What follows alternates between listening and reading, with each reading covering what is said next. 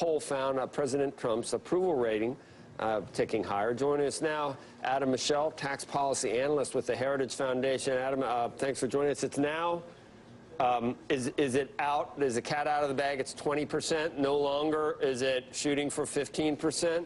Is that new? It seems like the conversation is settling somewhere between that 15 and 20% rate. The House originally said 20. The president said 15. Either one would be great. 15 would be better for jobs, for investment. But really, it's great that the tax reform conversation is moving forward, and hopefully we'll see some details in the coming week. There's also reports that there will be no tax cuts for the wealthy, and you heard the president say they're going to be somewhere about where they are, or rates could actually go up.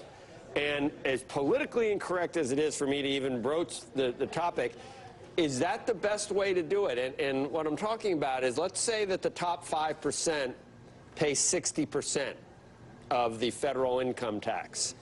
If you're not going to cut for the top 5%, I mean, I'm not saying I want rich people to get a tax cut. They're doing well. A lot of people aren't.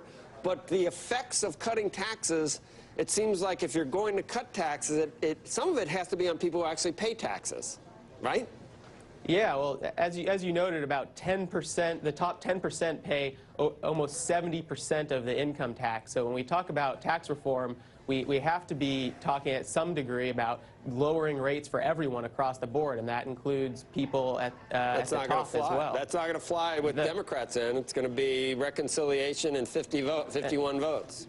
And reconciliation, it seems to be the path forward for tax reform. I mean, Republicans have been talking about true good tax reform for a long time. It includes lowering rates for everyone, cutting the corporate tax rate, full expensing. All of these things are important, and they shouldn't let these process concerns trump what is good tax reform that they've been talking about for a long time. Well, what happened?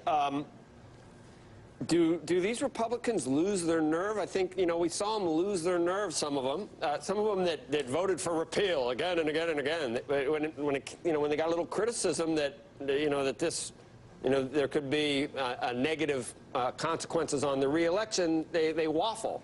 Is that what's happening here? Even with, President Trump made some promises. Is he being affected by public opinion on this? And, more tax cuts for the rich. When we come down to it, tax reform requires that we lower rates for everyone. When did he start waffling? Lower business. When did he decide? How did they get to him too, or is it after he talked to Chuck and Nancy about the debt ceiling?